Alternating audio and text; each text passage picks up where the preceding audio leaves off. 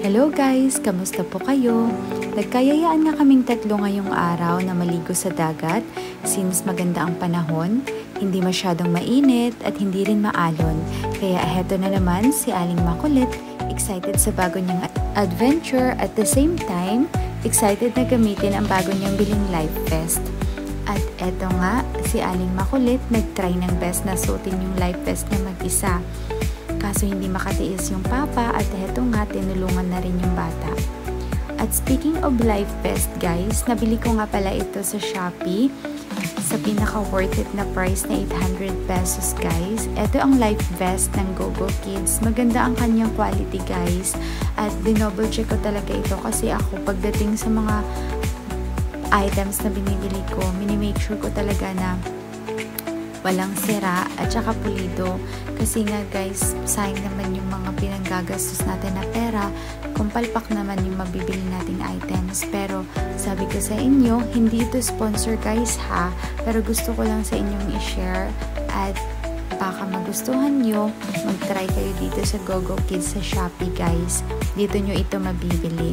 At isa pa, kampante ako na dalhin siya sa dagat na kahit papano marunong na siyang mag-float mag-isa dahil sa tulong nitong life vest. Finally, ready na nga ang outfit ni Aling Makulit. At mabuti nga guys, hindi nakalimutan ni Papa na tanggalin itong diaper. Dahil nga sa sobrang excited nitong bata, napatakbo pa nga ito. At sa loob pa ng bahay, nako guys, nagpa-practice na siyang mag-swim. At ang nakakatuwa pati ako, nadadala na din sa energy nitong si Coley. At dito sa part na ito, nagalit siya nung binuhat siya ng kanyang tito kasi akala niya pipigilan siyang maligo. Tingnan nyo guys, ang ganda dito guys, nakaka-relax. Ayan, iba talaga pag beach vibes no? At mabuti nga malapit kami sa dagat, hindi mo na kailangang mag-travel pa ng malayo para lang maka-enjoy ng ganitong view.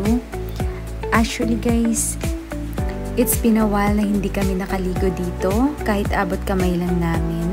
Kasi nga these past few months, sobrang maalon dito dahil nga sa ihip ng hanging amihan. Kaya kita mo talaga sa bata ang sobrang pagkamiss yung maligo dito. Ayan guys, sobrang nag-i-enjoy na nga talaga si Coley na maligo. Ayan, at kung ano-ano na ang nakikita sa dagat. At alam niyo guys, ang kagandahan sa dagat na ito guys is kahit mababaw lang yung tubig, kahit hanggang tuhod lang, marami na guys na mga isda dito sa ilalim na pwede mong makita. Para ka lang nagsasnorkeling guys. As in, nung nakaraang araw nga naligo ako dito mag-isa, sobrang nag-enjoy talaga akong tingnan yung mga isda. Kaso lang hindi ko nga ito may papakita sa inyo kasi wala naman akong GoPro na magagamit. At eto nga, tuwang-tuwa na si Coley. Natutuwa nga ako guys kasi nga paunti-unti na siya natututong mag-swim mag-isa. Pero syempre hindi siya pwedeng pabayaan talaga. Ayan guys, sa part na to guys, binitawan ko si Coley para pumunta sa papa niya. Para nga unti-unti na siyang turuan na maglangoy mag-isa na hindi kinakabahan. At masagana din ang dagat na ito guys sa mga huling isda. Kaya nakakakain pa rin kami ng sariwang isda sa murang halaga lang. Wow, feel na feel talaga ni Coley ang pag-swim, oh. At ang maliit na isla na yan guys na nakikita nyo, ayan oh, yan yung Boracay Island, na sikat na tourist destination dito sa Panay. Malapit lang yan guys dito sa amin, approximately 40 minutes by land travel and by sea travel, nasa Boracay ka na. At sila naman ni Papa ang nag-swim at parang may tinuturo itong batang to. Wow! Grabe talaga yung happiness ng baby, oh! May tinuturo nga si Coley doon guys na puno or kahoy pala. At gusto niyang kunin yun ng Papa niya. Yan, ito naman si Papa. Agad-agad namang sumusunod sa bata. Iba talaga pag unika-iha.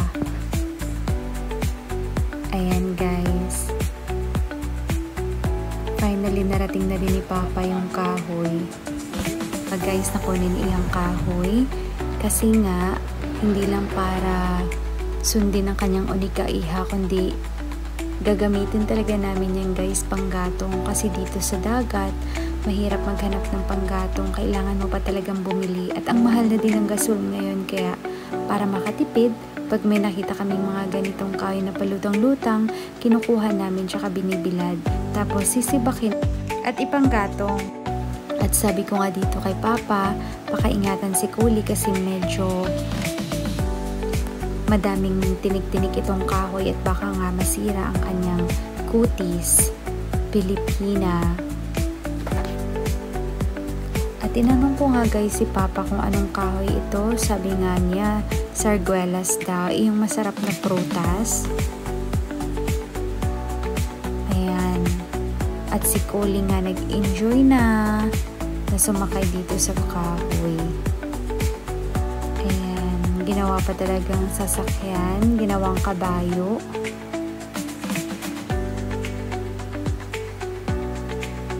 Oh, nalaglag tuloy ang bata.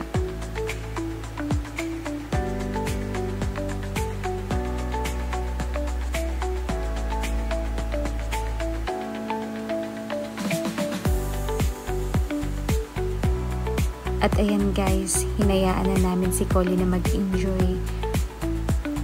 Since dito lang naman siya sa mababaw na part ng dagat. At dito nga sa part na to guys, si Papa naman na magpapakita ng gilas. Susubukan daw niya mag-backflip. At saka humirit pa talaga siya ng isa guys. O tingnan nyo, ang galing diba? At sa part na to guys, may nakita nga akong butiki sa likod ni Papa pero hindi ko na yun nakakuha ng video. Tingnan nyo guys, oh, nakuha niya yata ito sa kahoy na hinila niya kanina. At eto nga, binibigyan niya kay Kuli. Akala ko nga matatakot yung bata. Pero, actually guys, hinawakan niya ito, oh, tingnan nyo. Pero sa kasamaang palad, nahulog yung butiki at saka naputol ang kanyang, tawag dito, ang kanyang buntot. Kawawa naman. Hindi kasi binitawan ni Kuli, oh. Ayan. Pero sinabi ko kay Papa na pakawalan at ilagay doon sa puno ng halaman kasi kawawa naman guys. Dapat natin i-preserve yung mga animals. May buhay din sila. Meron din silang future. Baka nga hinahanap na ito ng nanay o mga kapatid niya. Ayan, finally. Pero okay lang yan kahit naputol ang kanyang buntot. Tutubo din naman ito ulit. Tingnan nyo guys si Kuli. Magsisisit pa daw ng isda. At sa part na ito guys, sinusubukan na namin siyang i-convince na umuwi. Pero parang ayaw pa talaga paawat ng bata. Gusto pa talaga niyang maligo. Grabe, palaban talaga to guys sa babara ng tubig. At mabuti nga guys, at hindi tumagal, na-convince na din namin yung batang umuwi. Kasi sabi ko sa kanya, pag hindi pa kami umuwi ngayon, hindi na kami maliligo ulit. At ito pa guys, may pahabol pa ang pahugas-hugas ng tsinelas. Pakunwari lang ng bata niyan, gusto niya lang talagang tumagal pa sa tubig. Anyway guys, maraming salamat sa pagbigay ng oras na panoorin itong video. Until next time, God bless!